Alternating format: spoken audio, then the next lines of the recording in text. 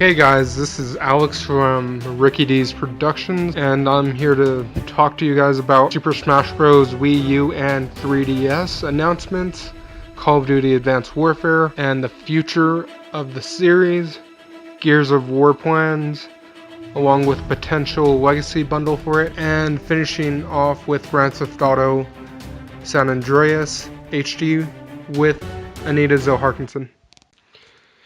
Okay, for our first segment, we're going to be talking about Super Smash Bros. On the Wii U. They have confirmed in the latest batch of updates that it's going to have 8-player battles instead of the normal 4. And also, there's going to be multiplayer voice in the character selections and stuff, and the loading screens. Not in the actual games, like the actual battles. So that's going to be interesting. We also have Mewtwo DLC, where if you get it, you're going to get it for free if you cross-buy for the 3DS and for the Wii U edition. So that's going to be neat. There's also going to be a stage creator mode. So that's going to be just kind of similar to what we had on the Wii. And you're going to be able to have a couple of other things, such as a board game type of mode, be able to have your own customized fighters. And also, fans of the Metroid series, Ridley is supposed to be coming in that game, but you're not going to be able to play him because they have claimed that he's too big for players to be actually able to use him. So he's going to be part of certain map, and it's going to be in the Pyrosphere stage. Okay, guys, on to our next segment. We're going to be talking about Grand Theft Auto San Andreas 10th anniversary. It's going to be released with updated graphics at the end of this month, and it's supposed to bring it into 720, and so it's only going to be affecting Xbox 360 on the marketplace and all new versions bought. So if you have a previous copy of it, they have stated that you will need to rebuy it. But it's a really good game, and right now they're not selling it for that much. It's running at around $374. So you're gonna, if you like Grand Theft Auto, if you like San Andreas, it's a great buy. But I don't recommend it if you have it on Android devices or PC or any Apple products, because they've been running at 1080p. So it's not really worth the jump, and as of right now, we have no word if it's going to make it to PS3 or any next-gen consoles such as the Wii U, Xbox One, or PS4. So, Gears of War, it's supposed to have a future for the Xbox brand for at least 10 years. That's what's been announced. And so that's going to be interesting to see how they handle it for next Xbox console, which is the Xbox One right now.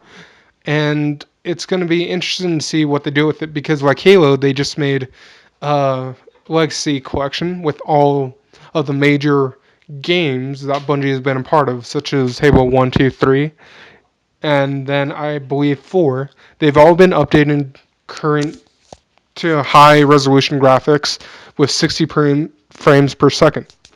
So it's going to be interesting to see how they decide to work with Black Tusk, the studio that's now in charge of Gears of War. Because as of right now, their last game was a financial disaster, and it's just being terribly rated. They should release a Legacy collection just like they did with Halo, so the company knows how to deal with the IP. They get used to it, and they don't stray too far from the formula that's made them literally millions of dollars and has millions of fans. And so it's very important for them to keep up that IP image of quality. Okay, guys, on to one of our last segments, Call of Duty Advanced Warfighter and the series.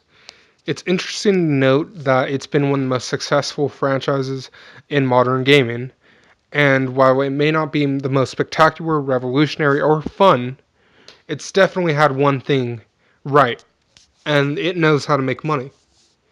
No matter what you might think of it, you cannot deny that it makes Activision a very successful company. Now, to go back to Advanced Warfighter, it's interesting to note that while previous installments like Modern Warfare 3 have been a blatant copy and paste of Modern Warfare 2, and how it's been complained and bagged on for the last few years that it hasn't changed. There's all this new hate and negative commentary against it for having changed too much and having been a blatant ripoff of Titanfall. So it's interesting to see how they're going to take and try and change the series, because the last couple of installments haven't been doing that well compared to previous history. Anita Zoe Harkinson. Last segment, wrap things up here. So to note that at a local Utah university, she had a threat claimed against her for violence, and the gunman claimed that he was going to go shooting up. The university's response was, we can't do anything about it because we can't legally stop people from carrying guns if they have a permit to carry a hidden weapon. And so it's interesting to note that even with death threats and stuff like that, they can't actually do anything. At least that's what the president's claiming.